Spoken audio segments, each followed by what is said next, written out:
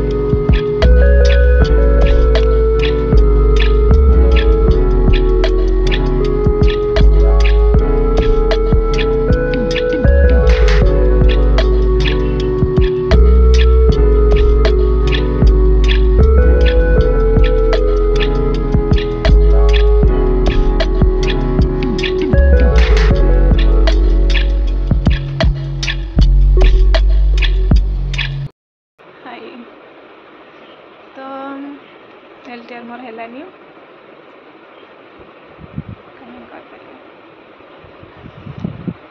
आए से सब भाविक भी टाइम वेस्ट कर किसी लाभ नहीं दुख तो लगुच बाकी टाइम वेस्ट कर किसी लाभ नहीं बुझीपारची जार भी सेमती गोटे दिन मार्क कटी तो नेक्स्ट ट्राए करूँ एसएसबी आसूची ए दुख तो लगे बाकी ताकू नहीं जदि 4-5 दिन वेस्ट करदे ताहले से 4-5 दिन आगे भी पढ़ुव से मन रखिक पढ़ु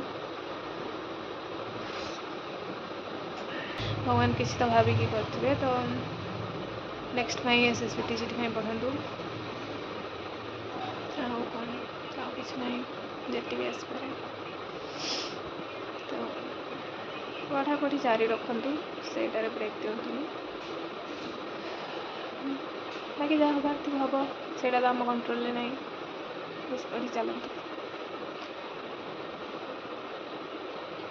आज लाइब्रेरी तो जाइए रिजल्ट आसा पूर्व किसी पढ़ी बस SSB previous year question analysis करी होपफुली आपण मैंने भी जल्दी ट्राए करेंगे पढ़ार ध्यान दिखाँ जहाँ हबार पिला हो सारी जोड़ा नेक्स्ट आप हाथ में अच्छी से कंट्रोल कर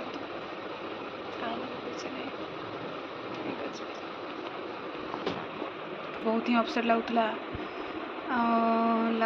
पुणी स्टार्ट तो कर ऑलरेडी एसएसबी टीजीटी बाकी मत पढ़ार हिम्मत नाला रिजल्ट देखला तापर आपण मैंने सब मस्त मस्त कमेंट करके एत सपोर्ट देखले तो भाभी यूट्यूब रे भी किसी अपलोड करी बाकी पुणी जमती चलता सेमती सब कंटिन्यू रखी भावी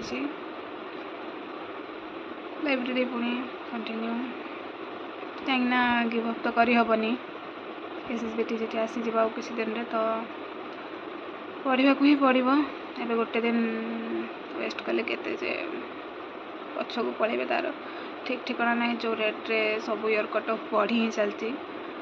ତ ଆପଣମାନଙ୍କୁ ବହୁତ ବହୁତ ବହୁତ ଧନ୍ୟବାଦ। ବହୁତ ହିଁ ସପୋର୍ଟ ଦେଖେଇଲେ, ମୋତେ ବହୁତ ଖୁସି ଲାଗିଲା ସେଇଟା ଦେଖିକି। ଆଉ ପୁଣି ଥରେ ଷ୍ଟାର୍ଟ କରିବା ପାଇଁ ଇଚ୍ଛା ବି ହେଲା ପଢ଼ାପଢ଼ି। ତ ମୋ ଭଳିଆ ବହୁତ ଜଣ ଥିବେ, କାହିଁକିନା ସମସ୍ତଙ୍କର ଟିକେ ଟିକେ ହୋପ୍ ତ ଥିବ ହିଁ, କାଳେ ଏତିକି କଟ୍ ଅଫ୍ ପଳେଇବ ହେଇଯିବ। ତ ଷ୍ଟାର୍ଟ କରିଦିଅନ୍ତୁ। ପୁଣି ଏବେ ସେସବୁ ଭାବିଲେ ବି କିଛି ଲାଭ ନାହିଁ। ତ ଷ୍ଟାର୍ଟ କରନ୍ତୁ, ଆଗକୁ ପଢ଼ନ୍ତୁ, SSB ପାଇଁ ପଢ଼ନ୍ତୁ। ଆଉ କେତେ ଦିନ ହିଁ ସେ ଆଗକୁ ବସିକି ଭାବିବେ। ତ ପଢ଼ାପଢ଼ି ଷ୍ଟାର୍ଟ କରନ୍ତୁ, ଯାହା ହେବ ଫିର୍ ଦେଖାଯିବ। ଆଟଲିଷ୍ଟ କେବେ ନିଜ ଆଡ଼ୁ ରିଗ୍ରେଟ୍ ରଖିବେନି କି ମୁଁ ପଢ଼ି ଦେଇଥିଲେ ଟିକେ ବେଟର୍ ହେଇଥାନ୍ତା। ତ ଏବେଠୁ ଷ୍ଟାର୍ଟ ହିଁ କରିଦିଅନ୍ତୁ। ଯାହା ହେବ ସେଇଟା ତ ଆମ ହାତରେ ନାହିଁ। ଜାଣିଛି ମୋତେ କାଲି ଯେମିତି ଲାଗୁଥିଲା ଏତେ ପଢ଼ିକି ତ ପୁଣି ସେଇ ଅବସ୍ଥା, ଏତିକି କମ୍ରେ କଟିଲେ ତ କାହିଁ ପଢ଼ିବି। ଏମିତି ବହୁତ ଜଣ ଏମିତି ଥିବେ ଆପଣମାନଙ୍କ ଭିତରେ ବି, ଯେ ସେମିତି ଭାବୁଥିବେ। ବାକି କିଛି ଲାଭ ନାହିଁ ସେମିତି ଭାବିକି। ଏବେ ସେମିତି ଭାବିଦେବେ, ପୁଣି SSB ଆସିଲେ ନିଜକୁ ହିଁ ରିଗ୍ରେଟ୍ ଫିଲ୍ ହେବ କି ନାହିଁ ମୁଁ ସେତେବେଳେ ପଢ଼ିଥିଲେ ବେଟର୍ ହେଇଥାନ୍ତା। ତ ନିଜର 100% ଦେବା ଆମେମାନେ। ବାକି ଯାହା ଭଗବାନଙ୍କ ଇଚ୍ଛା, କିଛି ତ ଭାବିକି ହିଁ ଯାହା ସେ କରିଥିବେ। ତ ପୁଣି ଥରେ ପଢ଼ା ଷ୍ଟାର୍ଟ କରନ୍ତୁ। ମୁଁ ବି ପଢ଼ୁଛି, ଆପଣମାନେ ବି ପଢ଼ନ୍ତୁ। Thank you.